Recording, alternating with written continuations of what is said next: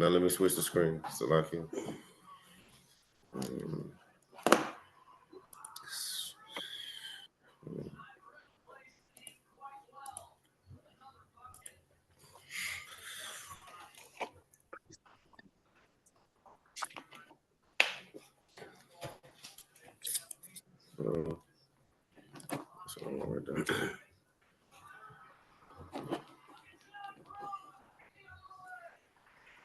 Y'all see this, Matthew?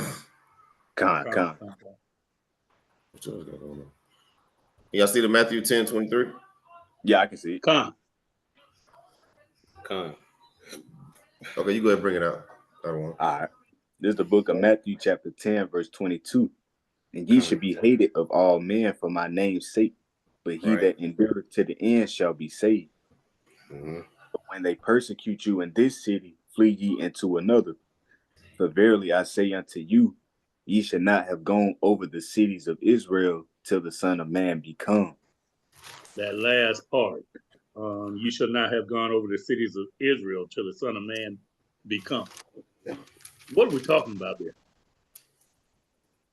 Hold on.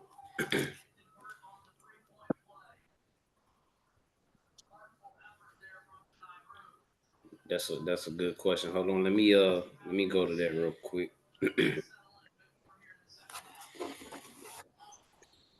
This verse 23, right? 23. Yeah. Okay, come. Let me see. Let me look at it again.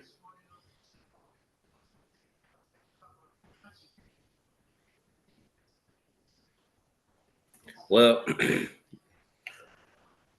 it says, "Ye shall not have gone over the cities of Israel till the Son of Man be come." So, I mean, I had went into the GNT. It says that when they persecute you in one town, so this of course talking to the disciples that are doing the work, right? Con. It says when they persecute you in one town, run away to another one. I assure you that you will not finish your work in all the towns of Israel before the Son of Man comes. I think that make it a little bit more plain. What y'all brothers think about that? Read it again. This is the book of Matthew, chapter 10, and verse 23 in the GNT. It says, when they persecute you in one town, run away to another one. So it's going into when they be trying to do all manners of evil to you in one town or one city, run away to another, right? It says, I assure you that you will not finish your work in all the towns of Israel before the Son of Man comes. So this one he sent out the 72, 2 by 2, right? I don't want.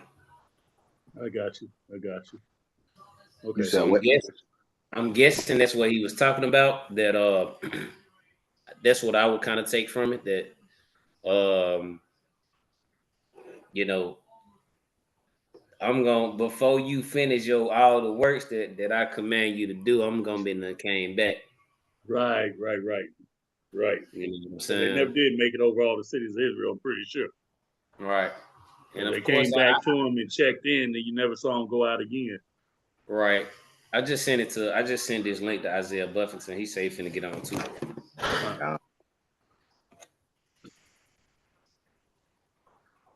Hey, that's my dog too, man. Y'all probably don't know that brother like me and Mello. But yeah, that's my dog. Yeah, when I was reading this, I was just thinking in the sense of end time prophecy. I really wasn't thinking about the brothers got sent out earlier, so that's why I was confused about it. Oh yeah. See, this the part. The stuff like this is like you can look at it like that, but then at the same time, you got to look at it in the sense of when the time where they were living in too, because stuff happened in that time period, like in Matthew 24 verse 16. I still have my issues of breaking these down, but it's a you need I'm bring it. Slow down, I bring it up. Matthew 24:16. Okay, bring it up and put it on the screen.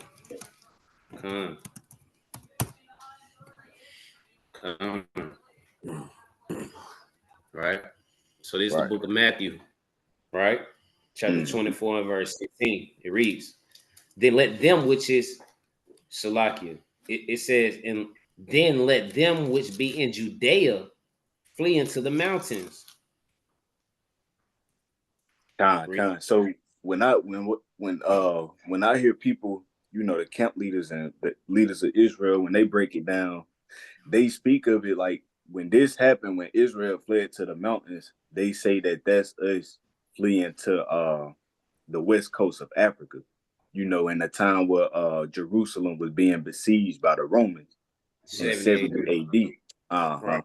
So in this time it had happened, and then also if you go to the previous verses and like what is it, verse 9 to verse 9 on down. I'm trying to find a part where it say they'll be taken to prison too. But that stuff I ain't saying get it to read it. I'm just saying if you go in it, it'll tell you. Like in those times, like people were being you had the false Christ in them times. You can find those accounts in Acts, where it was I think it was a man named Peter, if I ain't mistaken. He was performing witchcraft or something like that, but in the name of Yahweh, if I ain't mistaken. Y'all know that account? You said this Matthew 24? Well, I'm just saying, like, where is it? In verse 11, it say, and many false prophets shall arise and shall deceive many. So then when we go to the book of Acts, it was I think his name was Peter, but he was some guy that was like, he was out teaching and evangelizing. Down your ball, he fell off a little bit, but he was evangelizing. But he was a false teacher though. This meeting is being recorded. If y'all know that account. Right. I think y'all know what I'm talking about. Is that what woman was following behind him? I don't know it too well. I only read Acts one time, but I remember his name was Peter though.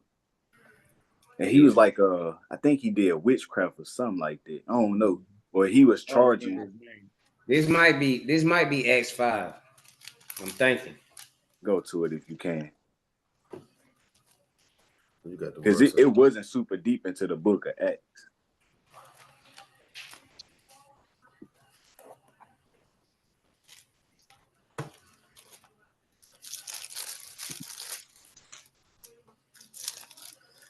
I don't think it's X5 because X5 is talking about when I'm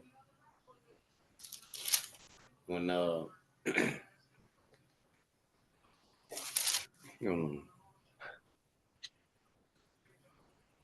try to. When Peter was talking to the apostles, I don't think that's X5, but he was talking about.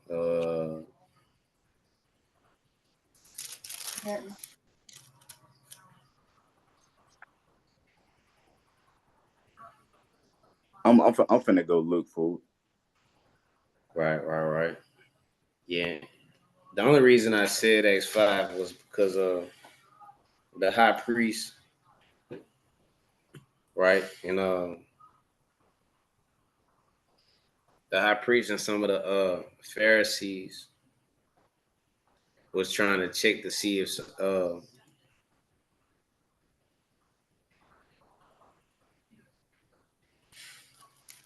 they were still in prison in verse 22. That's what I would think about when you had said that. Well, shit, maybe his name wasn't Peter, but I know it was. I read about some guy. He was in the book of Acts. Like he was out. He was portraying to be a prophet, but he was lying to people. Right, evangelizing. So, yeah, I was just getting that point to say, like, and when Christ had prophesied that that stuff was taking place at that time, and then you have the accounts of Paul. He was even being in prison for teaching in the name of Christ. They had accused him of doing all this stuff when all he was doing was just teaching in the name of Christ. So that stuff was still taking place in that time period, but we can see how it kind of manifests in today's time too. We kind of see a lot of those same things happening again. So that's why I feel like people will take it and they'll take these verses and apply it in today's time because we see the same things happen. Right. Hey, Salakia, King. Hey, go to Acts 13. Go to Acts 13. Acts 13. Okay. Let me get it up. Acts 13. Yeah, go to Acts 13. What verse? You know what? Start at verse 6. 6. Okay.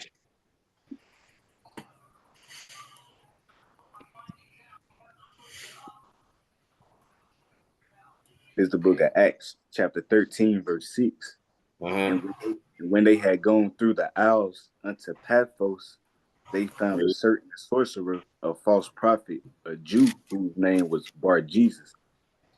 That's probably who I'm talking about, honestly. Come on, read on. Verse 7, which was with the deputy of the country, Sergius Paulus, a prudent man, who called for Barnabas and Saul and desired to hear the word of God. Read. But Elymas the sorcerer, for so is his name by interpretation, withstood them, seeking to turn away the deputy from the faith. Mm-hmm. Then Saul, who also is called Paul, filled with the Holy Ghost, set his eyes on him and said, O full of all subtlety and all mischief, thou child of the devil, thou enemy of all righteousness, wilt thou not cease to pervert the right ways of the Lord? And now behold, the hand of the Lord is upon thee, and thou shalt be blind, not seeing the sun for a season. And immediately there fell on him a mist and a darkness, and he went about seeking some to lead him by the hand. Then the deputy, when he saw what was done, believed, being astonished at the doctrine of the Lord. Shalaki, so is this going into what you possibly may be talking about, King? Con, that sounds on the line of what I was talking about. I probably just got the name wrong, but this does sound similar though. Okay, come.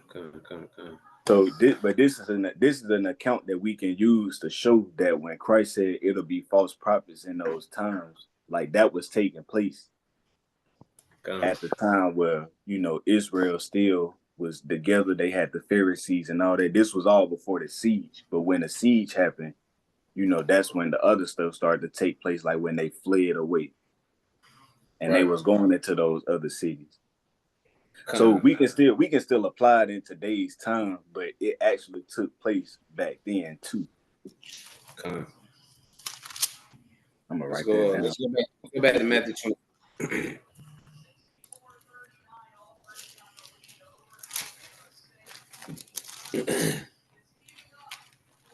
Hey, Salakia. Go ahead, I don't know. Hey, did y'all catch where Bar Jesus was a Jew? Yeah. Hey, that's important. That's important. Go into that if you can, I don't know. Yeah.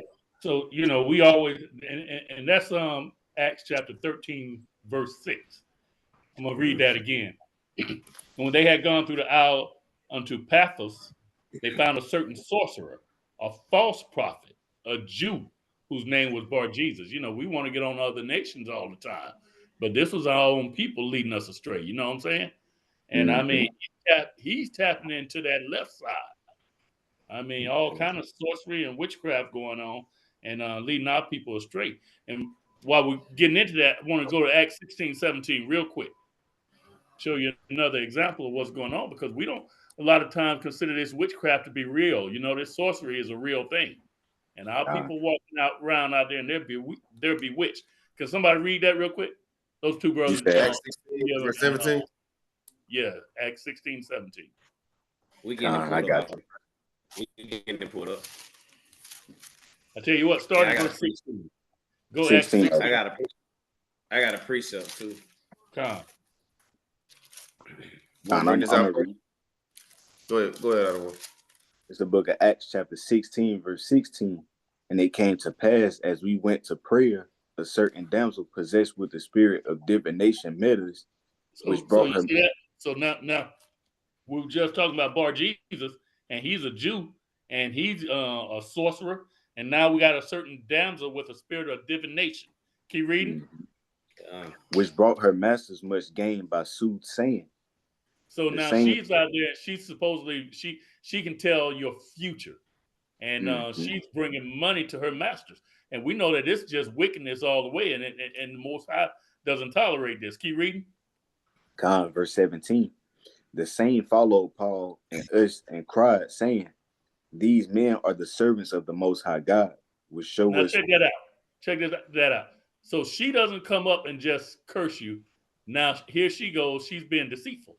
She's out there acting as if she's in agreement with these brothers who are out there teaching that word. You know, these brothers out there, and they're in the spirit. They're bringing out that word. They're delivering our people. I mean, we're talking about brothers who had the power to lay hands on the brother and get him up and walk.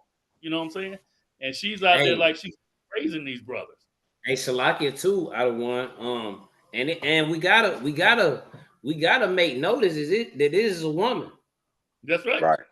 You know what I'm saying? Because even in these last days, this society is exalting to the woman as to be an enemy to the so-called black man, man. That's right. That's right. We gotta make notation of that, man. You know what I'm saying? A lot of brothers are deceived by the so-called black woman, man. I've been there. You know what I'm saying? I just we got to make notation, and I got a precept too when you get done. I don't know. Finish up that verse 17, King. Then we're gonna get into 18, and we'll be finished. Verse 17. These men are the servants of the Most High God, which show unto us the way of salvation. Now look, here she is into witchcraft and all that, and she's talking about they show unto us the way of salvation. You ain't going. Right. You see what I'm saying? But by doing that, she includes herself with these brothers. Whoever's following them, they're trying to be the sincere brothers that are following them. She's including herself in their walk to deceive them. So then that way she can go in and do these things that are wicked and draw them away. Read on verse 18. Watch Paul. It gets even more wicked when you read past it. But I'm gonna read verse 18 though. It say, and this did she many days.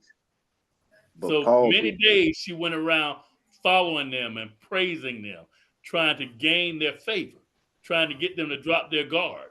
But watch Paul. Read. But Paul being grieved. What was Paul? Being grieved. Vexed in the spirit. Right. Say again, King. He was vexed in the spirit. That's right. That's exactly what it's saying. But Paul being grieved, he read her spirit. He read her mail. He knew exactly what she was about. Keep reading. Turned and said to the spirit. He didn't speak to the damsel. Who did he speak to? The spirit. That's right. Keep reading. I command thee in the name of Yahweh. I ask you. He said, I ask you, will you please leave? I command thee. No, I beg you, please leave me alone.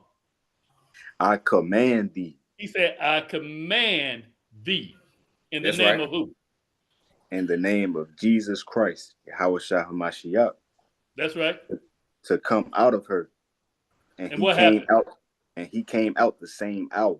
So at the same moment, that spirit comes out because Paul was not deceived. Paul discerned what was going on. He was grieved by it because he didn't want these brothers to be led away. And he turns to that spirit. He says, come out of her in the name of the Lord Jesus Christ. And what happens? That spirit had to leave. That's right. So that's the way we have to deal with that. And when we're out there on the streets, it's like that Shedamite that came up when we were in Birmingham talking about, I'm looking for the prophets. You know, we dealt with her. You know what I'm saying? Before you knew it, she had to flee. Come on, let me get First Maccabees 11:21. Right? Because it ain't nothing new, because it's gonna be our own people that's gonna you know what I'm saying, sell us astray, right? That's right. For the most part, that's who we have contention with out in the streets, because our people are damn coons, man. You know, the other nations coming up telling us that we are the Israelites. Right. They you know, our people are sellouts, man. They love the so-called white man, right? Say that again, you know, I said they love the so-called white man. That's right.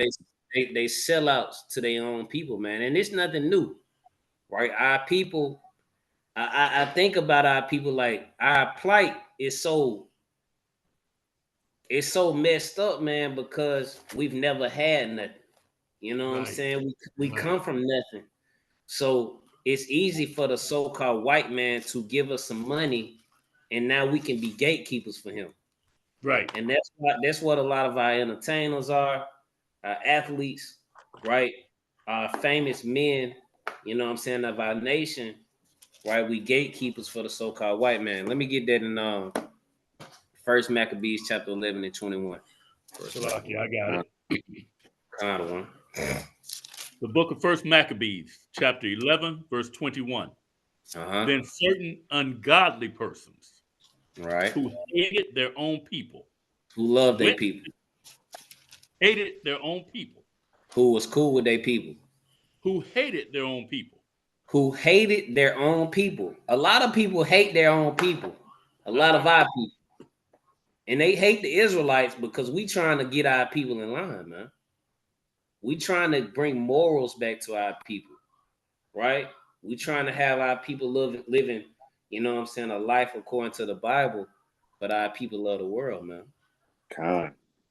You know what I'm saying? Our people love to go with the ways of the world. They love the ways of the world more than they love the ways of God. Read on. First Maccabees chapter 11, verse 21 from the top. Then Read. certain ungodly persons who hated their own people went unto the king and told him that Jonathan besieged the tower. So, man, these people, hey, just thinking about this, man, they went to the king and snitched on their own people, man. But Salakia, king, go ahead. Notice it didn't say they went to their king. Went to the king. They went to the king of the other heathens.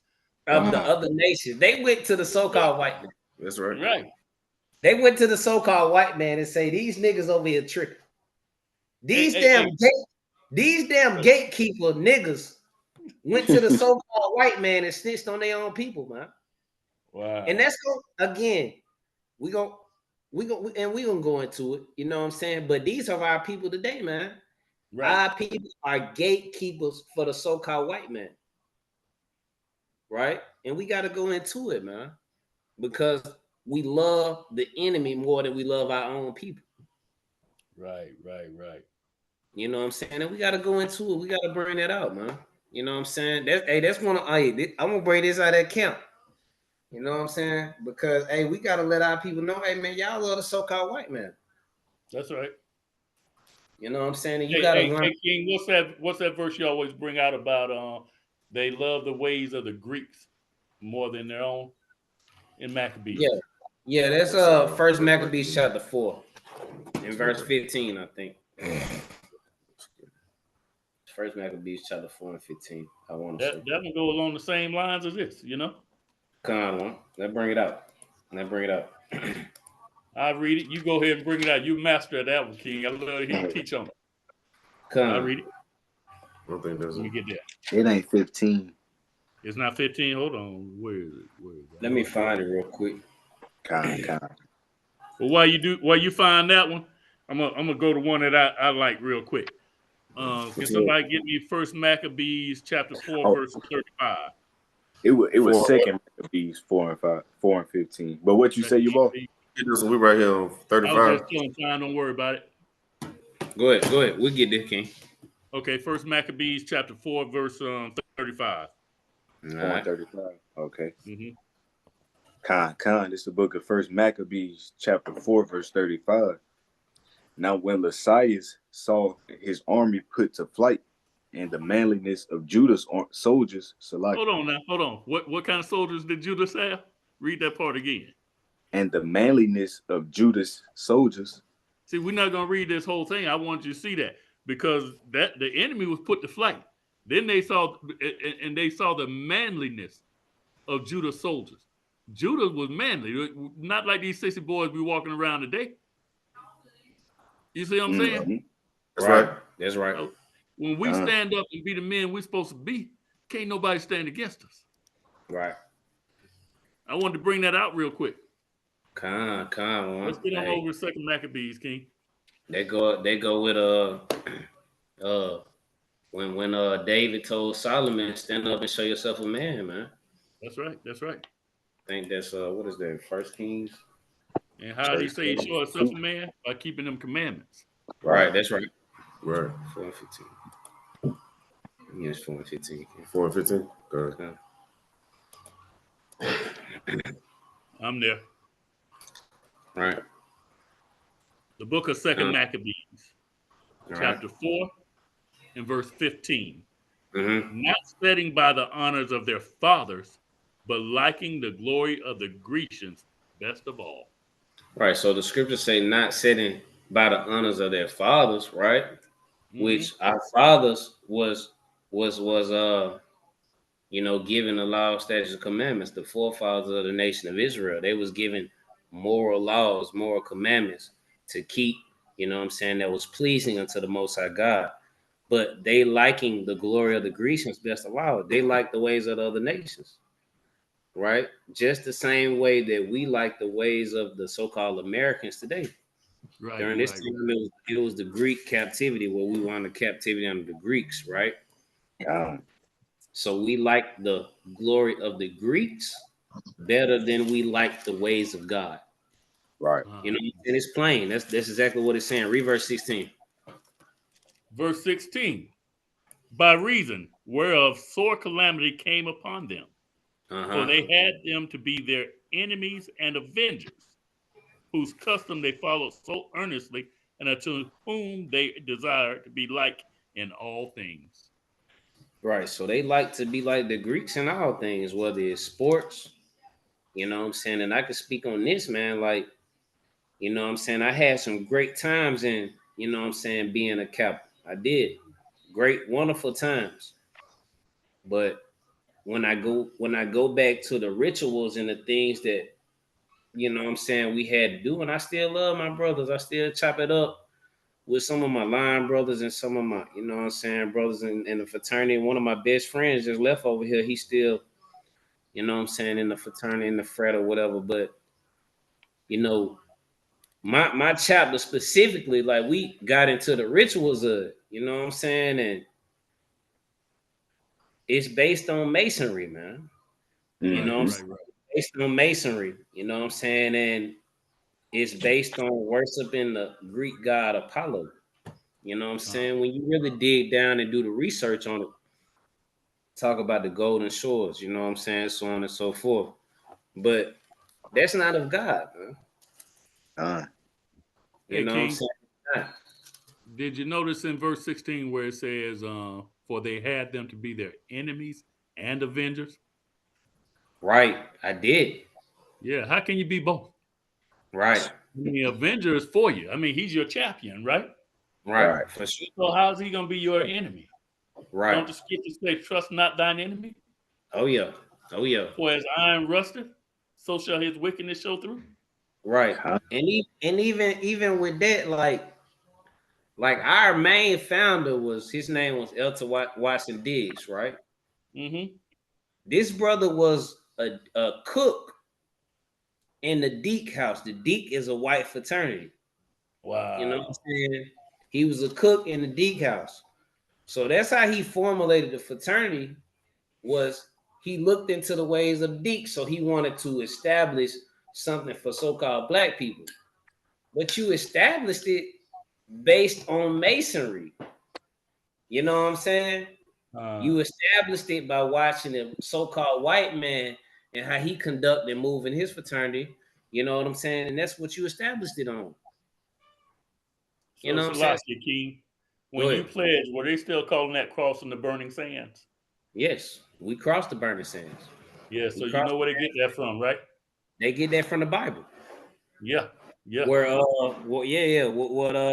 they were passing their children over the mullet. Yeah. But not just that. You remember that we were in the what was the slave trade before the transatlantic slave trade? When they were selling us to the Greeks. When we came out of Israel, what are those people called? The Arabs, the Arabian slave trade.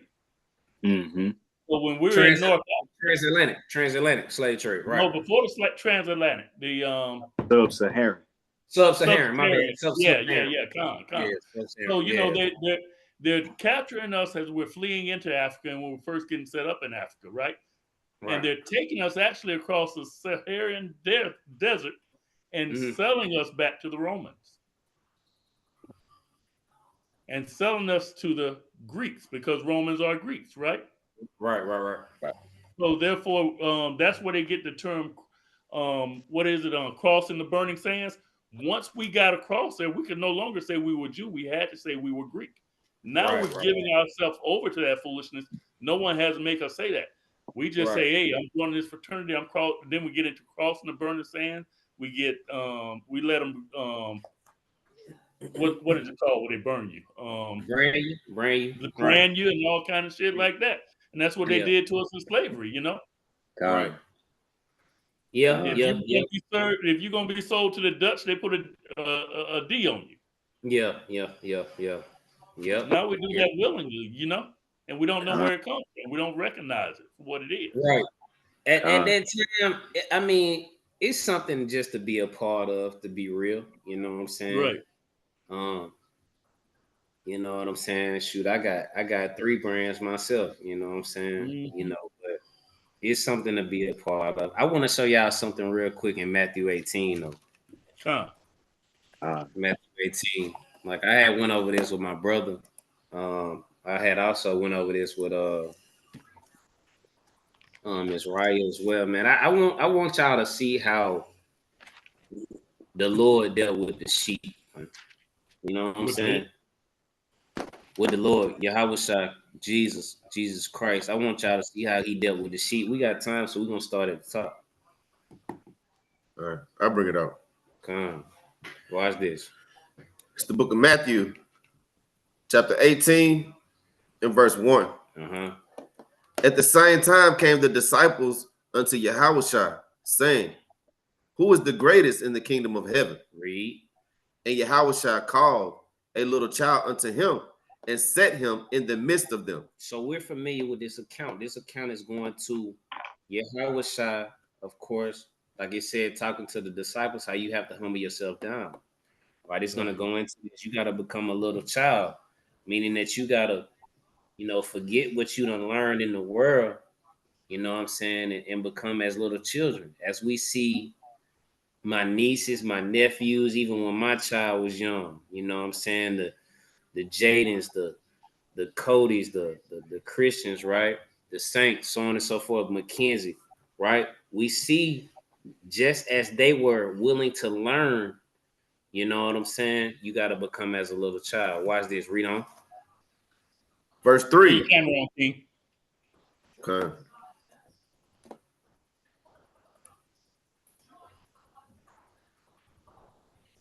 Can y'all see us? I can't. Salaki. I come verse 3. And said, verily I say unto you, except ye be converted and become as little children, ye shall not enter into the kingdom of heaven. The reason behind this, and shoot, I'm, you know, this is a verse, this is a concept that we all know, right? But of course, we're recording this. So an adult feels like he got it all together or she got it all together. So Christ said, you got to become as a child to understand what I'm really putting down right here. So, can I get a precept? Go ahead. I'm gonna get just to show what it means to be converted. I'm gonna get Psalms 19 and 7. This is how you be converted and become as a little child. All right. So this is the book of Matthew. This is the book of Psalms, chapter 19 and verse 7. And it reads, the law of the Lord is perfect, converting the soul. The testimony of the Lord is sure, making wise the simple. So it's the law of the Lord that converts you. That's right. So I just want to get that out. That's how you be converted. So watch this. It says, except you be converted, which Big Bro just brought out what it means to be converted and become as little children, right? Meaning you got to humble yourself down. Children are the most humblest thing that we got. They just want to learn. Right. You know what I'm saying? They just trying to figure it out. You know what I'm saying? They don't know. They watching you, seeing you, learning from you. They just want to be taught. You know what I'm saying? They want to get out there and make some mistakes. But you gotta become as a little child, right? Read on. It's like you. Ye shall not. It's like you. Verse 3. Ye shall not enter into the kingdom of heaven. Read. Whosoever therefore shall humble himself as this little child, the same is greatest in the kingdom of heaven. Right. So, man, you can imagine, you can visualize this. Christ had pulled this little child to the side and say, hey, he giving the example. He talking to him. He say, hey, man, you got to be like this child right here. This child is humble. He trying to learn. He or she trying to learn, right? Read. Right. Watch read verse 5. Verse 5. And whoso shall receive one such little child in my name receiveth me. Right. So as you receive this little humble child that wants to God doggone receive what's being put down, the same as they're receiving me. Right. Read verse 6. But whoso shall offend one of these little ones which believe in me, it were better for him that have a millstone were hanged about his neck. So like you read there again. It were better for him that a millstone were hanged about his neck, and that he would drown in the depth of the sea. So again, this is not talking about little children. Right. This is about becoming a little child as an adult. Right? Send your pride to the side. Right? If one offend this little child, or that one that became a little child, you offend him, you get over on him, right? You got doggone scatter the sheep, right? The Lord say it be better that he be done hung himself than feel the consequences of doing that, man. Right? Read on. Let me show y'all this, man. I don't know if y'all seen this. I mean, we always go, I'm sure y'all seen this, but I don't know if y'all thought about this based upon what's been transpiring here lately. I know we go to Matthew 18 and 15 a lot, right? You know what I'm saying? But watch this. I had read this with my brother and I also read it with his riot the other day. Watch this. Read verse 7. Verse 7. Woe unto the world because of offenses. Right. For it must needs be that offenses come, but woe to that man by whom the offense cometh. Read. Wherefore, if thy hand or thy foot offend thee, cut them off. What it say? If thy hand or thy foot offend thee, cut them off. Read. And cast them. So like, go ahead. Read. And cast them from thee. It is better for thee to enter into life halt or maimed, rather than having 2 hands or 2 feet to be cast into everlasting fire. Look at the analogy that Hamashiach, that Christ was giving. He said, if you can't control yourself, you know what I'm saying, or even if you can't control that somebody is around you, you ain't literally finna cut your hand off or your feet off, right? But he's giving an analogy. If you can't stop doing something, you just need to cut that off, right? It'd be better if you just get that up, whatever it is, so you can get the kingdom, right? Just cut it off. You know what I'm saying? If you finna keep on to that and allow it not to make you the kingdom, then you know what I'm saying, you tripping, you wilding out. You know what I'm saying? That's the analogy that he's giving right here. Just cut off whatever it is that got you held up. You know what I'm saying? Some of us, we may have to cut off close friends. You know what I'm saying? Some of us, we may have to cut off things that we love the most. Like my brother tell me all the time, man. You know what I'm saying? We talk about this often. You know what I'm saying? You know, and this is good for what we got recorded. Like when we was in the world, everybody loved us. Big bro was throwing block parties. You know what I'm saying? Kicking it, setting it out on a high level. Everybody was fucking with him. You know what I'm saying? Salakia, man. I forgot, goddamn, we sending this out to other people. My bad. Let me tighten up. Yeah. Everybody was on camera, King. You got half the face cut off. Okay, let me get off in the camera. Salaki. But yeah, everybody was rocking with him. You know what I'm saying? Same with me. You know what I'm saying? Everybody was rocking with you when you were doing all manner of wickedness, right? That's right. But when you turn your testimonies to God, everybody ain't rocking with you no more. Right. They ain't kicking it. They ain't dealing with you no more. You know what I'm saying? And that's how it is, right? So you got to cut off certain things, your hand or your foot, you know what I'm saying, to get that everlasting life, right? Read verse 9. Verse 9. If thine eye offend thee, pluck it out. All right. And cast it from thee. It is better for thee to enter into life with one eye rather than having two eyes to be cast into hellfire. Hey, let's make this analogy right here. It's some stuff that you looking at or paying attention to. It's a distraction to you. You need to get rid of it. Mm-hmm. That's what Christ is going into. You know what I'm saying? Whether it be you watching too much doggone Auburn football, you know what I'm saying? You watching too much Alabama football, you watching too much sports, you doing this, that, and the third. If it's causing you to, you know what I'm saying, you know, go away from the Lord, then you need to cut it out. You know what I'm saying? Right. I love this right here. But I ain't even got to what I want yet. That I already know y'all gonna feel me. Keep reading on that verse 10. Verse 10. Take heed that ye despise not one of these little ones, for I say unto you, that in heaven their angels do always behold the face of my Father which is in heaven. Hey, don't despise one of these little ones. Read. For the Son of Man is come to save that which is lost. We know who was lost according to Jeremiah 51, the lost sheep, according to Matthew 24 and verse 15, right? 15 and 24, Salaki. You know what I'm saying? The lost sheep, house of Israel. Watch this. This is what I want right here. All of that was good. All of that was great. Watch this right here. Read verse 12. How think ye, if a man have 100 sheep, and one of them be gone astray, does he not leave the 99 and goeth into the mountains and seeketh that which is gone astray? So one of the sheep has gone astray. And I know y'all feel what I'm putting down right here. One of the sheep has gone astray.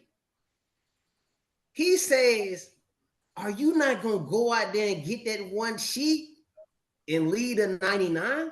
Christ said that's what you need to do. You need to go get that one sheep, that lost sheep, right? You know what I'm saying? And lead a 99. That one sheep have gone into the mountains, meaning Christ is just giving an analogy that one sheep, he is going far out there. You may have to go into the mountains to get them. You may have to go look for them. You may have to go find them. You may have to go fish them. Right? Are you going to go seek that which is gone astray? Read verse 13. And if so be that he find it, verily I say unto you, he rejoiceth more over that sheep than one of the 99 which went not astray. He rejoiceth more. My Father rejoiceth more over that one sheep that was found. Right? Over the 99 which went not astray. So we got to make sure that we moving in the right spirit, man. We call to go get the sheep. We call to go find the sheep of God, man, those which are lost. Right? It may be a lot of sheep over here, right? But the Lord calls us to go get that which is lost. And the Lord has more pleasure in us going to go get those which are lost than us tending to the sheep that are already right, that are already doing right. You know what I'm saying? I got a couple of precepts to bring out with it. Let them finish reading that in verse 14 and then bring your precept out. Verse 14. Even so, it is not the will of your Father which is in heaven that one of these little ones should perish. Amen. And that's plain. Right. That's plain. You know what I'm saying? So, brothers, got to make sure they moving in the right spirit, because we call to go get them which are lost. You know what I'm saying? You know, and we ain't got to speak too much on that, right? Read. Go ahead. I actually wanted a couple, but I'm gonna kind of shorten it up. Can somebody get me Colossians 3:5? And somebody get me Sirach 3:18, and then one more brother get me Proverbs 14:12. I got Sirach. I got Colossians. Kind of read the Colossians first, because it was going with about the cutting your hand off and all that. Sirach 3:18. 3:5. Oh, my bad. You said Sirach. Yeah, Sirach 3:18. What's the other one? The last one? Colossians 3:5. I got that. What's the other one? Proverbs 14:12. 14:12. God. All right, which one do you want first? Give me the Colossians first. I got Colossians. Con, you can read. This is the book of Colossians, right? Chapter 3 and verse 5. It reads, "Mortify therefore your members which are upon the earth, fornication, uncleanness, inordinate affection, right, evil concupiscence." I can't pronounce that. Concupiscence. You know what I'm saying? Hey, that one a tongue twister. I ain't gonna lie. Concupiscence. You know what I'm saying? And covetousness, which is idolatry. Right. So read verse 6 too. Hey, I need you to try to say it too, He tried to move on. No, I'm just messing with it. Hey, I love you. Hey, verse 6. "For which things sake the wrath of God cometh on the children of disobedience." So I brought this out just to go along with Matthew 18, verse 8 and 9, where it talk about cutting off, your hand. What is it? Your hand, your foot, and plucking your eye out. All these things are spiritual. Right. But these are things of the things that we gotta cut off are the things of the flesh. It just went into it. That fornication, that uncleanliness, that wanting to serve other deities and whatnot. These are the things that we have to cut off when we come into being this new man, made in Christ Yahushua. In order for us to get the kingdom, because we know that doing the things of the flesh is contrary to the Most High God. So when we come into this walk, every brother and sister, they're struggling with something coming out of the world. But these are the tests that we have to go through to even prove ourselves worthy to the Most High. That we're doing what we need to do to be fit to redeem. To inherit the kingdom of God. Ain't nothing that we just gonna get, right off the bat. So we all going through certain stuff, but this was just to show that the things that when it's talking about cutting off your hand and your foot and plucking your eye out is spiritual, because you can look at a married woman, for instance, and Christ said if you look at that woman and lust with her, you just commit adultery.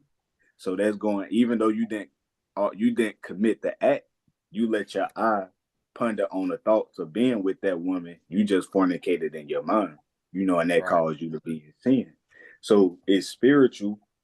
So that's the reason why I want to bring that out. What'd you say? I said con. And somebody can get me the Sirach 3:18. I got Sirach. Con, you can read that. Yeah, I'm gonna wait for the screen to get there, then we'll catch it up. But we're going to Sirach 3:18. The book of Sirach, which is Ecclesiasticus in the Apocrypha, chapter 3 and verse 18. The greater thou art, the more humble thyself. And thou shalt find... Go ahead. You can finish. And thou shalt find favor before the Lord. That favor is the blessings of the Most High. We, by Matthew 18, where we was reading in verse 3 to 5 about being converted as little children, that's just a thing of us having to humble ourselves down enough to learn something. You know, some of us, like, I'm actually grateful that Yabal is with us. You know, he an older man. He done lived a long time. He done seen stuff, and he's doing what he needs to do to turn away from his old man. You know, he humbled himself enough to learn what the Most High expects from him, and he's willing to do that. So, and Yabal can't be reborn again through his mother's womb, but in a sense of humbling down and being able to learn something, you know, for the sake of him being better, he has converted himself to a child to learn new ways that he once wasn't living in, you know, and now he's walking in these ways, but it comes with humbling, you know, and I say that to say a lot of our older generation in the world, you know, when it comes to having to listen to certain things that the younger people may be saying, they already have their mind up because they're old in age and they have a lot of experience. But and this ain't to say that the younger generation knows everything, but it is some things that we do know because the world has changed in a lot of ways, you know. So it is things that the older generation can learn from us too, you know. But more so we talking about the word of God. So even in that sense, you know, if they're living according to the flesh, then the Most High's ways are what's going to get you to inherit the kingdom of heaven. So you have to humble down enough to let go of your own way in order to get the full understanding of what the Most High is expecting from you. And that's what's going to go into Proverbs 14 and 12. And this going to be the last one right here. Then I got a precept after that. Got two, actually. Bring it up. But whenever you get it, you can read the Proverbs. Whenever you get it, you can go ahead and read it. Proverbs what? 14.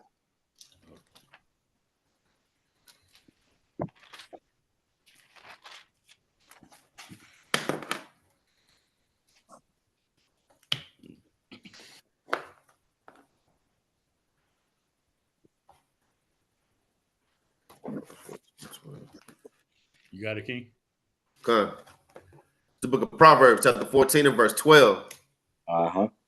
There is a way which seemeth right unto a man, but the end thereof are the ways of death.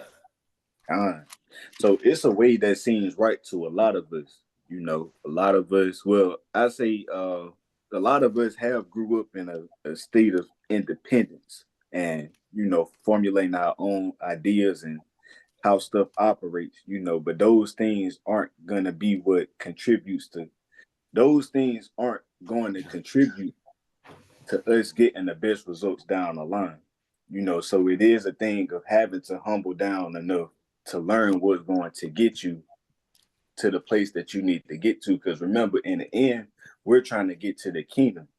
If I can't put aside my own thoughts enough to take on what the Most High is telling me, I'm choosing death instead of life. The wages of sin is death. So if I'm not keeping the commandments, then this is what I'm going to get in the end. But the Most High has given us the blueprint through the word. This is what you need to do to inherit the kingdom of heaven. You know, you got to do X, Y, and Z. Christ even said, if you want to get to the kingdom, you got to keep the commandment. And you got to believe in the Messiah, you know, because the only way through the Most High is him, right? But if we're being stuck in our own minds, then we're holding ourselves back. And so I just want to bring those out because it went along with you know, having to humble down as children and the thing of having to learn new ways to walk in. Because when we come in this walk, this is something that I feel like, this is a foundational teaching too. This is something that we all have to consider, and it's a basic building block to our strong foundation and knowing these things, because this is what's going to keep us sturdy, you know, when these rough times come and we're going through our tribulations and et cetera, You know, these are the things that we're gonna remember in a time of our tribulation that keep us going strong. Not leaning on our own understanding, not choosing our own ways, but relying on the Most High and His wisdom and understanding to get us through. And I yield with that. Great teaching, King. Great teaching. Give me Matthew 23, verse 15. You know, when this line of thought started, Mathanya went to Matthew 18 and 1, and the first thing you see there is the disciples are going to Yahushua. Mm-hmm. And so, you know, he's our great leader. He's our king. He's our Lord and Savior, right? So give me Matthew 23, 15. I want to show you something because our Lord did not lose any of his disciples. When he talked to the Father, he said, all that you gave me, I still have, except for one, but he was a devil from the beginning, right? That's right. So when we're out here and we're on the corners and we're teaching this word, it can't be for the joy of just teaching the word. We're trying to reach people. We understand that we're just sowing a seed. And another man watereth, but only God gives the increase. But when we're there to see the increase given and someone comes in, there's a way that we have to handle those people. There's a way we have to treat them so that we keep them around and they can continue to grow. You see what I'm saying? So give me Matthew 3:15. Let's talk about this. I read. Go ahead, King. The book of Matthew, chapter 23, verse 15. Woe unto you, scribes and Pharisees. Right here, woe means what? Destruction, right? That's right. Now, right here, you're going to see he's talking about destructions to the leaders of the Jews. Go ahead, read that again. Woe unto you, scribes and Pharisees, hypocrites. So he's talking to the leaders of the Jews, the scribes and the Pharisees. He says, destruction unto you, you hypocrites. Read. For ye compass sea and land to make one proselyte. So they go around the world. They'll go wherever they need to go to bring someone in, to let them know that you're one of God's children. Ain't that a great thing? Right. Sounds good. Let's go if we can out of one just for the people. Can we break down what that word proselyte means? Okay. Go into it. Go into proselyte. All right, we'll go into it. So while you're looking for that real quick, I mean, this sounds like a great thing. These brothers willing to go anywhere to bring somebody in, right? Right.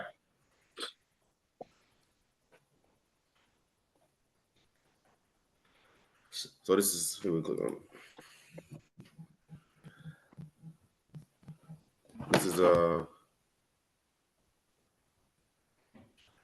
right. So Slovakia. Strong's G4339. Proselyte. Go down. All right. Use 4 times. Outline of biblical usage. A newcomer, a stranger, alien, a proselyte, one who has come over from Galilee, from a Gentile religion to Judaism. Yeah, we ain't dealing with that. Right.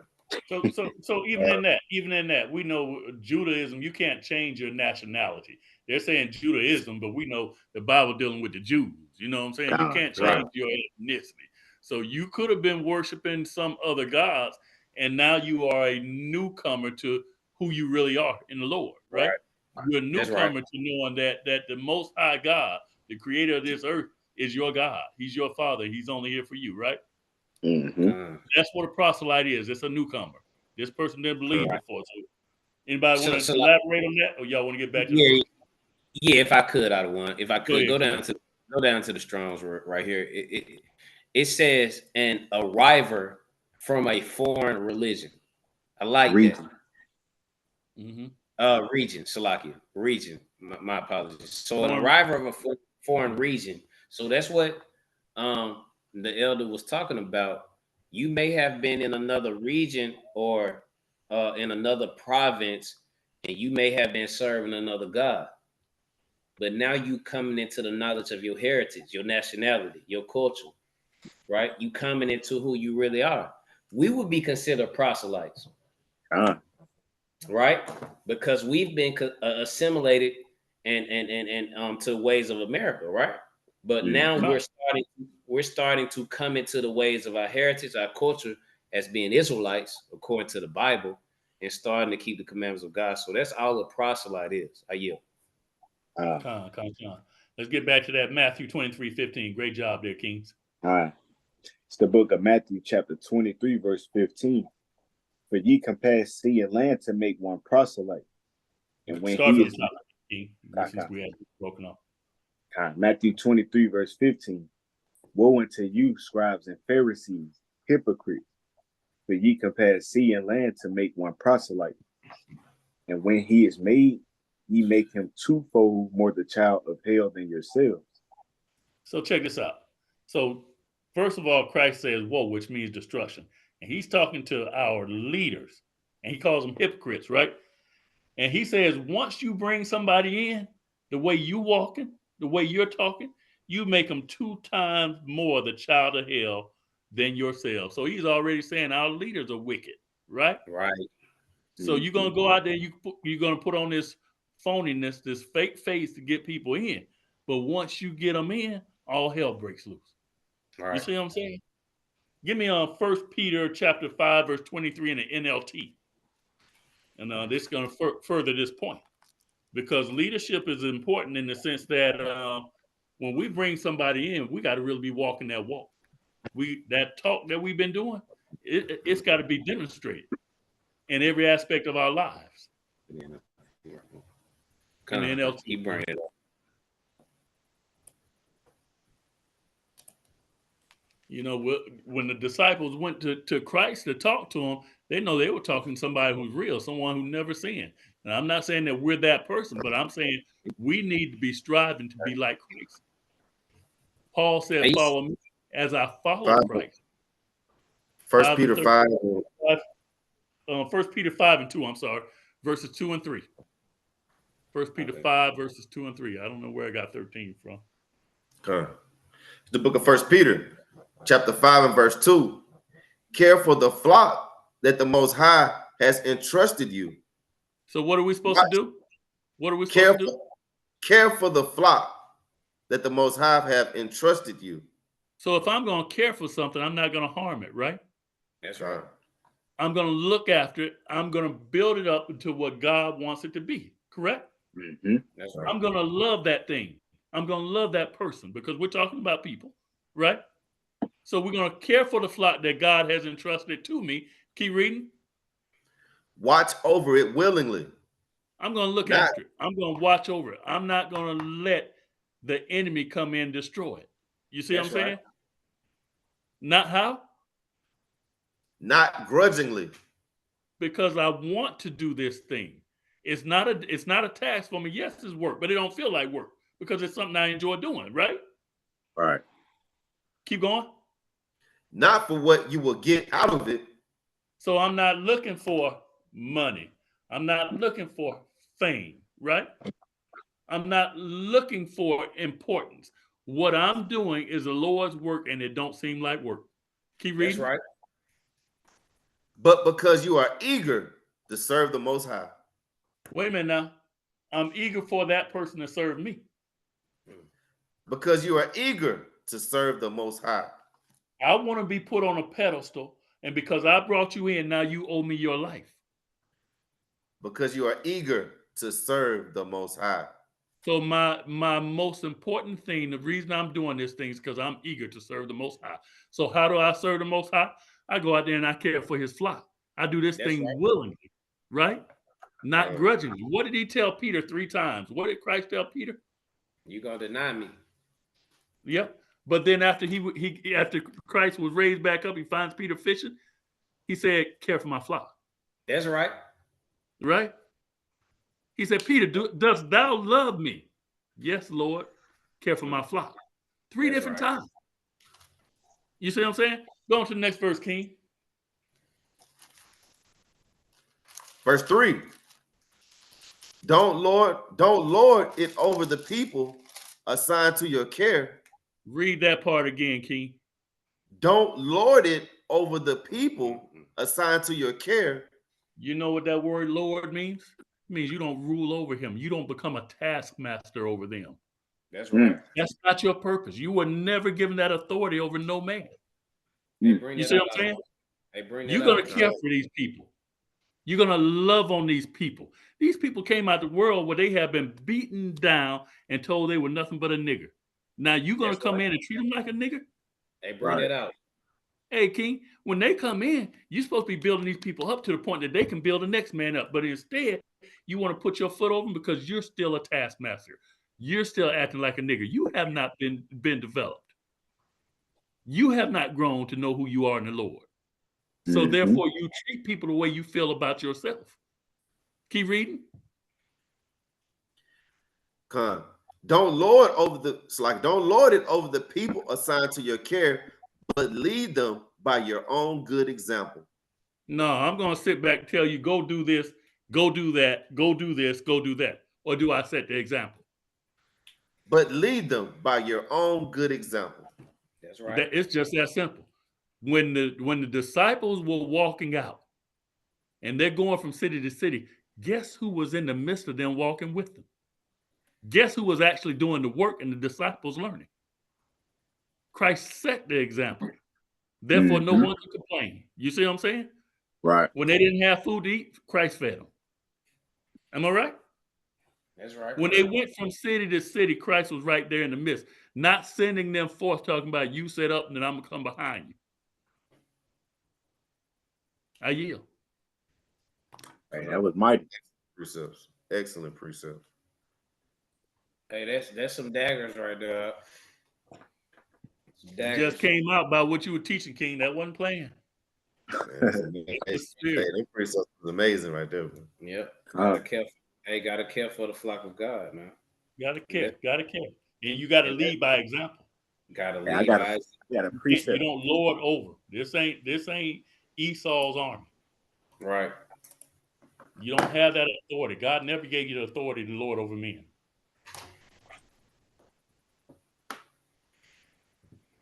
What you got out of one? Proverbs 27, verse 23.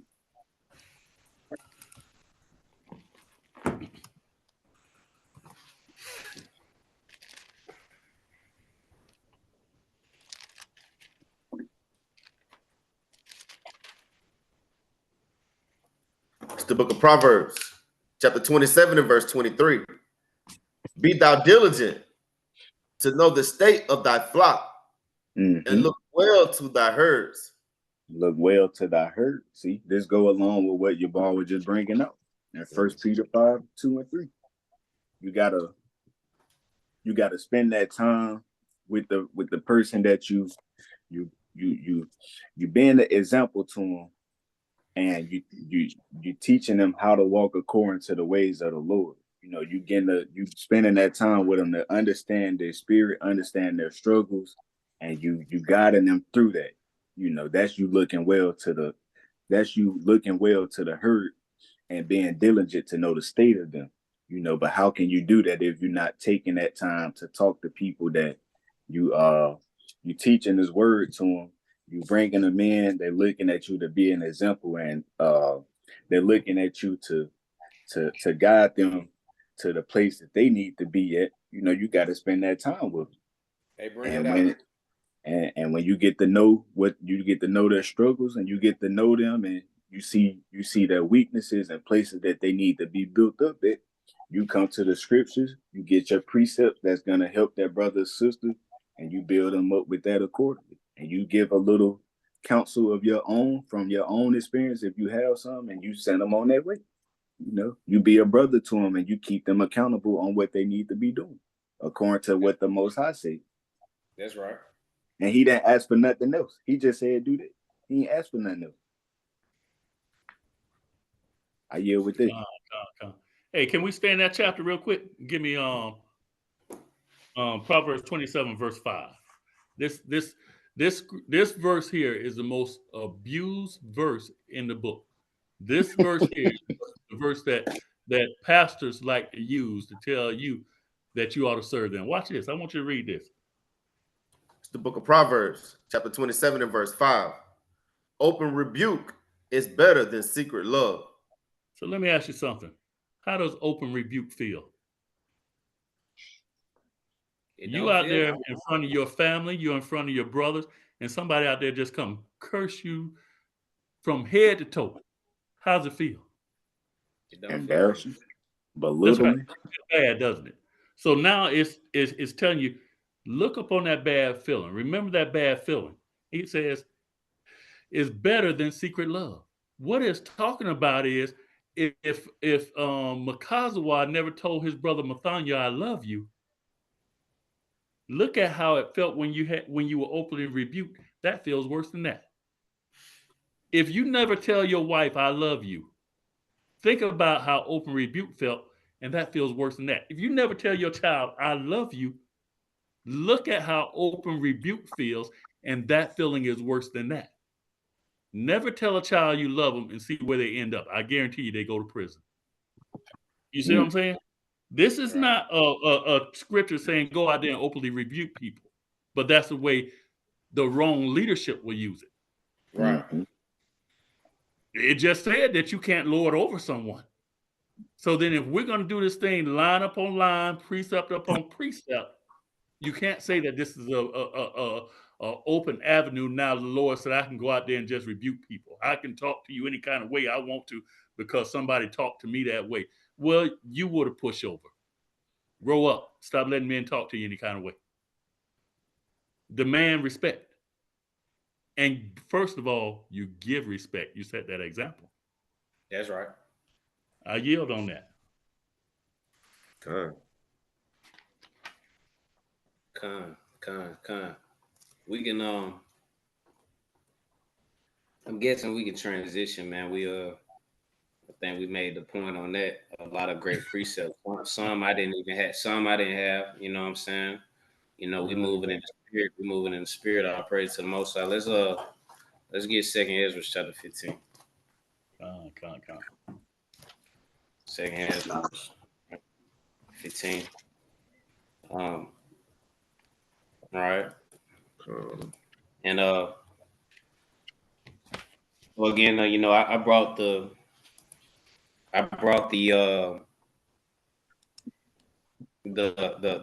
circumstances of us if you know, based on the conversation that I had with someone else, if communication go out, like what's the plan? You know what I'm saying? Like what is it that we're doing? You know what I'm saying? So again, this is going into you know, the last days. We living in the last days, right? You know what I'm saying? It's also going into, I think this conversation sprung up based on a movie that was just came out that I talked to you know, both of my big brothers about, right? You know what I'm saying? We had in-depth conversations on the movie, definitely. And right. And then I had a conversation on, you know, with a friend about, you know, how will we move if conversations go out? So my answer was, first thing, I'm gonna pray, man, because that's what we need to do more than, you know, anything. We need to be praying to the Most High that He give us guidance, right? Right. You know what I'm saying, and lead us the way that we should go. You know what I'm saying? We don't want to be moving hastily and make wrong decisions. Right. You know, and but you know, this chapter is kind of going into that, right? I'm trying to see where I should start. I'm gonna be honest, man. Even right, and brothers tapping in, like, I mean, all of this is good in 2nd Ezra 15. But I kind of wanted to get to the point. I don't want to necessarily have everybody all night because you know, 2nd Ezra, there's a lot going on in 2nd Ezra 15. What y'all think of verse 14? That's verse 14, King. Get right into it. Get right into it. Let's start at verse 14. It's the book of 2nd Ezra, chapter 15 and verse 14. And it reads, woe to the world. What the Lord say? Woe to the world. Read. and them that dwell therein. So again, that word, as the elder was bringing out earlier, that word, that means destruction, right? So it says destruction to the world, right, and those that dwell therein, right? So again, these are going into sedition, right, and things that's going to be happening in the last days. Read. Right. For the sword and their destruction draweth nigh, and one people shall stand up to fight against another, and swords in their hands. Right. So again, this is going into the last days, right? This is going into famine, right? We're gonna see that reading down. This is going into right. Well, matter of fact, we're just gonna let the word bring it out. Read verse 15 again. For the sword and their destruction draweth nigh, and one people shall stand up to fight against another, and swords in their hands. Right. So one people is gonna stand up and fight against another. So, like, it's not gonna be how it is today. Well, you know what I'm saying? It's everybody is loving on other nations and things like that. No, you're gonna go with your own people. That's right. And those that love the other nations so much, you're not gonna make it. You know what I'm saying? If you want to go and beat and fight with other nations against your own people, they gonna kill you before it's over because they don't trust you. You know what I'm saying? They don't see you as an ally. This is only okay in the great melting pot, which is Babylon the Great, which is America. Right. The Lord never set it up for that, like that, for you to be assimilating and be buddy with the so-called white man. Right. That's only okay in America. But if you read throughout the scriptures, the Lord wanted you to tend to your own people, right? And whenever all nations came together, we can even look at the Tower of Babel. It was always confusion. That's right. It was always chaos, right? It was always wickedness. Because the Lord created you to be separate, man. Right. The Lord created you to be special. You should be doing your own thing. The nations really should be learning from you. Right. How to be righteous. You should be the example. But no, you want to be like the other nations. You want to celebrate Christmas, right? You want to celebrate Kwanzaa. You want to celebrate Easter. You want to celebrate all manners of evil. You out there celebrating Cinco de Mayo and got doggone what's the leprechaun St. Patrick's Day. St. Patrick's Day. What is the so-called black man celebrating St. Patrick's Day? Like, it makes no sense, bro. We don't know what's going on. Why are we celebrating St. Patrick's Day? Right. It makes no sense. You know what I'm saying? But hey, we're gonna read on that. Watch this, verse 16. For there shall be seditions among men, and invading one another. They shall not regard their kings nor princes, or the course of their actions. It's like, and the course of their actions shall stand in their power. Right. So that's already going on, man. Like, that's right. That's already going on. Like, these nations are here, right? They're already preparing. While we having a good time, you know what I'm saying? We ready for Friday night and Saturday night. You know what I'm saying? We ready to go out and have a good time at the Christmas party. They preparing for war, man. You know what I'm saying? They just waiting on the go ahead from their leadership, you know what I'm saying, in their country to go ahead and got doggone on do their thing. Mm-hmm. That's what's scary about the times that we living in. These nations are in this country right now. Mm-hmm. They're here. You know what I'm saying? Like, we gotta wake the hell up, man. Like, everything ain't about hanging out and smoking blunts and drinking. You know what I'm saying? It's time to get your mind prepared for war. I can. You know what I'm saying? And that's what we on the streets trying to got dog on. We just not on the streets tap dancing and being entertainers. Like, that's not who we are. We out there to warn the people. Right? Read on. Salaki. Go ahead, King. Now I was just gonna say real quick, I got an E from my brother that I work with, and he's he training to go to the military. He in ROTC right now, but he's saying even in the ROTC, they're training. He's not going to the army to be a fighter, but they're training him. He's saying they're training everybody to get ready for war real soon. And he said that it ain't happening now, but in a couple of like real soon, the army is about to stockpile on a lot of ammo. So they gonna start going into the stores. They gonna start buying up what's in the store so they can have what's ready for wartime. And he said to expect war in the next couple of years. This is what he told me from what they've been telling him. And so when I know that he going on his training and stuff, I just take heed to that because I'm like, well, they training for a reason. And then we see all the stuff happening in the news also. So, it's just like more confirmation to me that this ain't no game and I need to be taking this stuff serious as the days go on because it only get worse.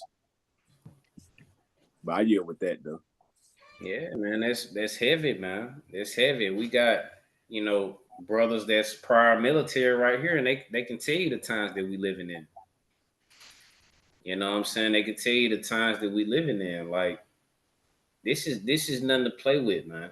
This serious business. Like serious business, man, right? Let's read on that. Verse 17. A man shall desire to go into a city and shall not be able.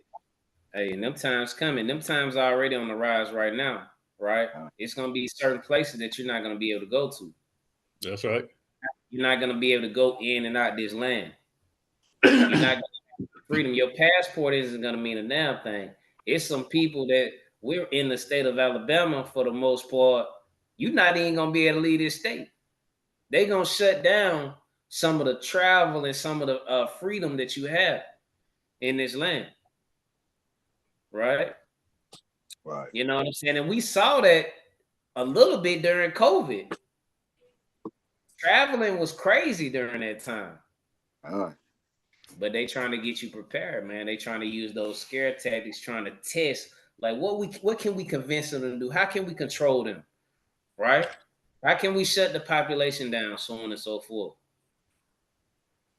All of this is getting you in the preparation of what's to come. All right? Read on. Verse 18. For because of their pride. Because of what? Because of their pride. Because of their pride, read. The cities shall be troubled. The houses shall be destroyed, and men shall be afraid. Right, read. A man shall have no pity upon his neighbor. A man shall have no pity upon his neighbor. Right? So it's going to be people coming in your houses. These are the times that the Lord is talking about. These are the last days. These some scary times. These some times, and these the conversations that unfortunately we got to have with our children. Right. Because we got to get our children prepared. We got to get our wives prepared. We got to get our women prepared, man. You know what I'm saying? I got a good brother, Big Smooth. Shout out to Big Smooth. He always tell me all the time, and I can admit this because I want to admit this to my brothers. He always tell me all the time, you need to have your ready to go bag ready. It's gonna come a day where you're not gonna have time to pack. Right. He tell me that all the time. You need to go ahead and get your flashlights. You need to go ahead and get your batteries, your wipes, your emergency things already in a bag. Because it's gonna come a day where you're not gonna be ready. You know what I'm saying? My brother tell me that all the time. And I still hadn't done it yet. It's almost like the 2 Peter 3:10. You know what I'm saying? If you knew the thief was coming, you'll be prepared.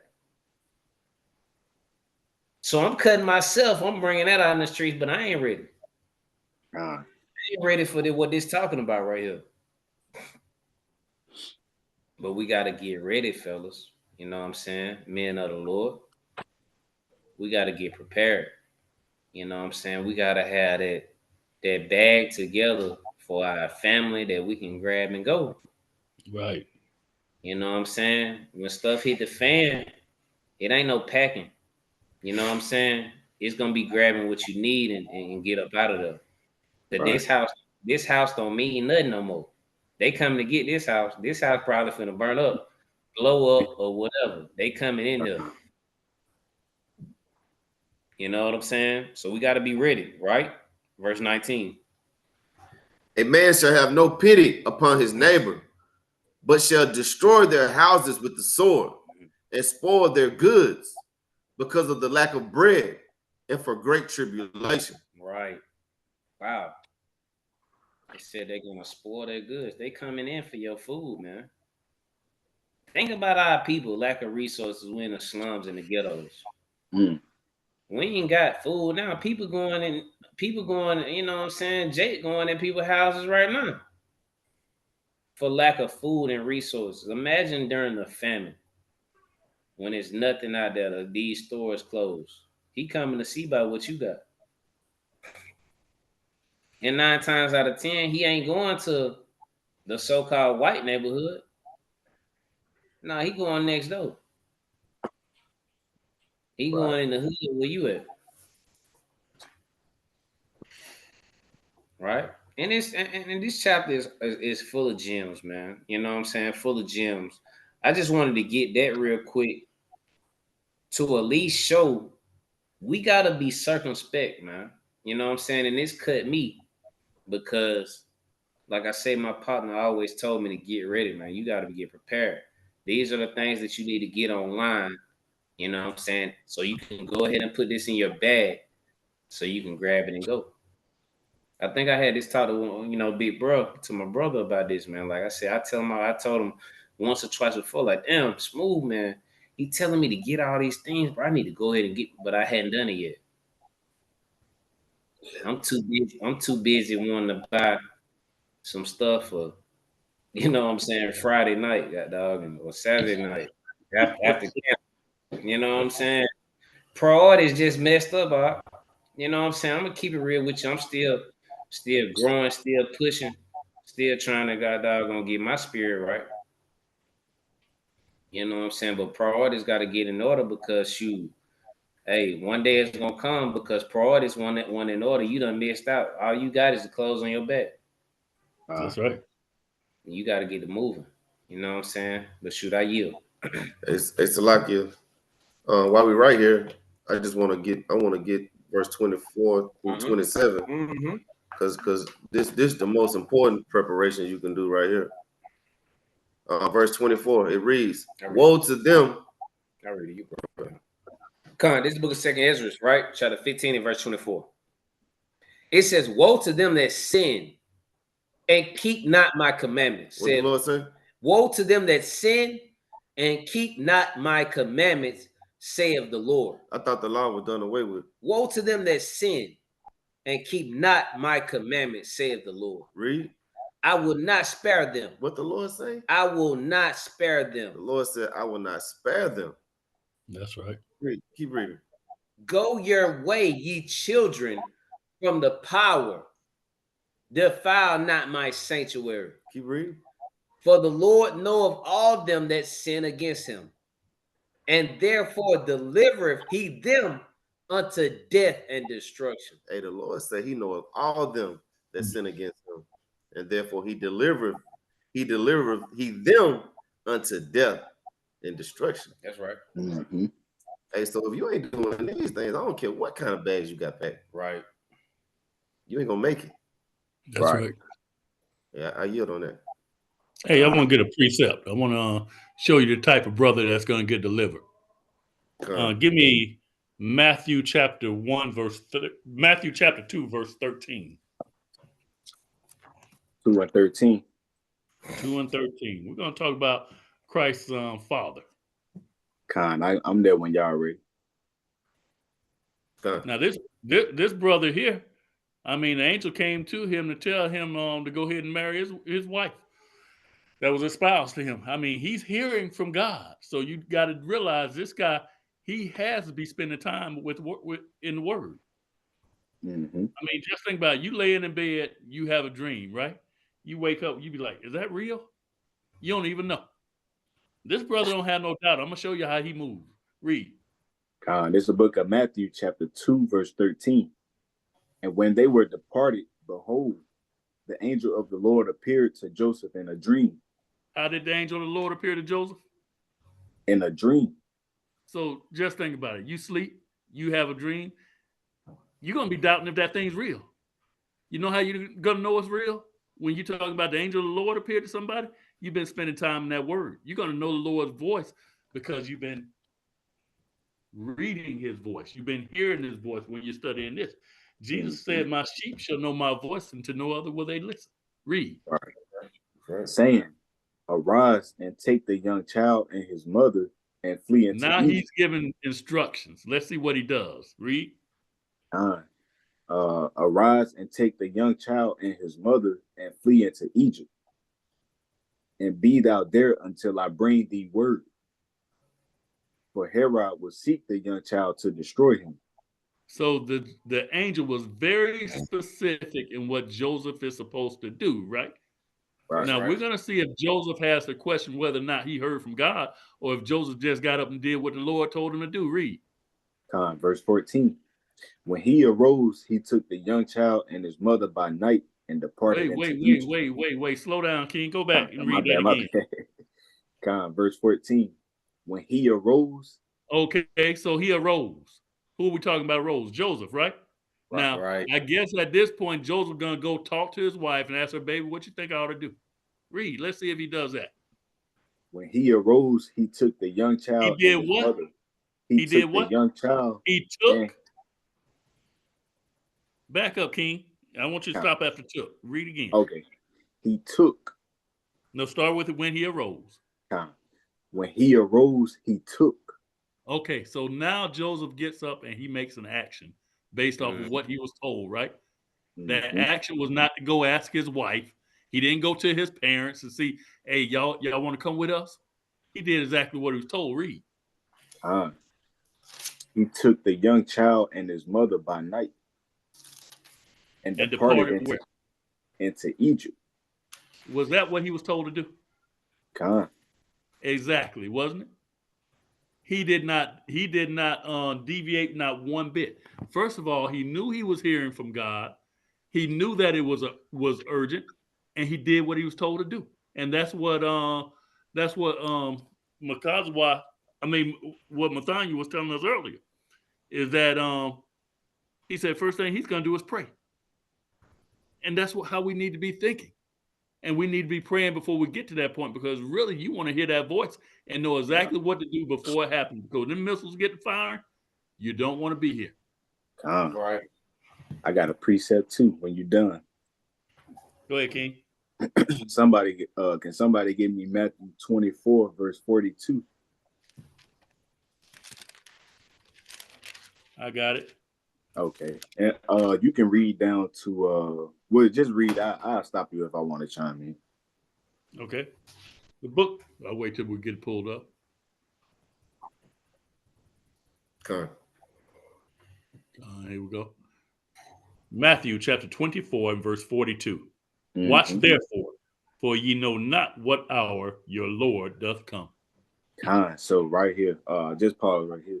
So the IHOZ is telling us to watch, because the time is gonna come and we don't know when it's gonna happen. So the signs that we've already been given is to let us know that the times are close. The signs that we'll be given are to let us know that whatever is supposed to happen before Christ returns, this is how you're going to know how close it is. Keep reading. But know this, that if the good man of the house had known in what watch the thief would come, he would have watched. Right. He would not have suffered his house to be broken up. So right there. So if you know that, all right, when I go, these people, they trying to rob me, right? So I know they gonna try to catch me when I'm down. Well, what I'm gonna do, I'm gonna set something up for them so when they come in, I'm already ready. So Christ is using that analogy to let you know if you knew the exact time that Christ was returning, you would do exactly what you needed to do at the time you needed to do it, so you would be ready at said time. Keep reading. Therefore, be ye also ready, for in such an hour as ye think not, the Son of Man cometh. Right. So we don't know, but let's go ahead and be preparing now. So when that time comes, you're already prepared. And the brother Mathania, he was bringing it out. I was getting cut too because I got an Amazon list full of some stuff that I gotta buy, and I ain't buy nothing yet. But I've been getting my priorities straight to where now when I go to the store, I can start buying what I need to buy to go ahead and be building my supplies or what I need to have, and I can just grab it and go. So I can say I'm in that mode, but I haven't I haven't gotten what I need just yet. But coming to these scriptures is to keep you on point. We come to it, the word doesn't change. Every time you open it, it's saying the same thing. If I constantly read this, it's going to tell me the same thing over and over. Be ye therefore ready. Be ye therefore ready. Be ye therefore ready. It's telling me for a reason. It's telling me because I need to know this so I can be prepared when whatever is supposed to come, I'm already ready. I ain't gotta stress, because what happens is we can take hurricanes for instance. The news will tell you that a hurricane is close, before it even hits the place that you in. What a lot of people do is wait till last minute to go buy water and get gas in case of any emergency. So you will go to the stores probably the day before the hurricane is scheduled to hit the place that you in, and you will see people in there rushing to get what they need to get. You will see the gas stations full. You can't really get in. You can't really you can get gas, but the lines is all the way down the street. So now you waiting all this time just to get gas. Then you may get up there and they may tell you, "Oh, we out." You may get to the store at the last minute and you don't see no water, no bread to make no sandwiches, no cans of tuna, no crackers, none of that, because the people had already been in there to get it. But if you was taking heed to the early warnings, 2 weeks before, 1 week before, you could have went in before everybody else was going to be last minute shopping and already had what you need: your batteries, your flashlight, gas for your car. Probably not to fill your car, but you could have took your gas canister. Y'all get the point I'm making. So we already have the warning now, and this is years before we came on the scene. We already have the warning, so we need to take heed to what the word is saying before it's too late. Like I say, I'm cut up because I haven't done it yet. I've been planning on it, but I haven't done it yet. But trust and believe after tonight. Oh, I'm on that. I'm on that. Same here, King. Same here. I think Makazawa got a precept. Yeah, I'm gonna get a couple precepts right quick. Okay, just going up what your bar was saying. I'm gonna start at Matthew chapter 1 and verse 19. I'm gonna get that, and then I'm gonna get Ezekiel 18. I guess I start at verse 5.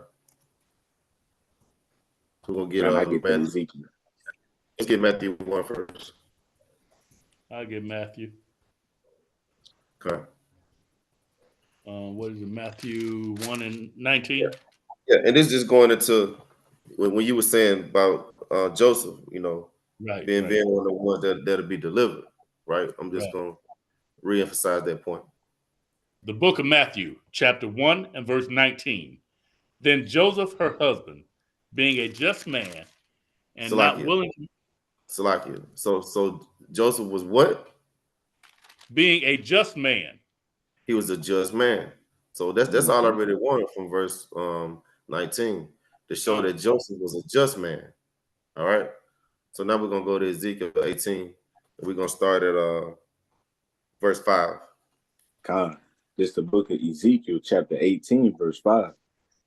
But if a man be just and do that which is lawful and right, and had not eaten upon the mountains, neither had lifted up his eyes to the idols of the house of Israel, neither have defiled his neighbor's wife, neither have come near to a menstruous woman, and have not.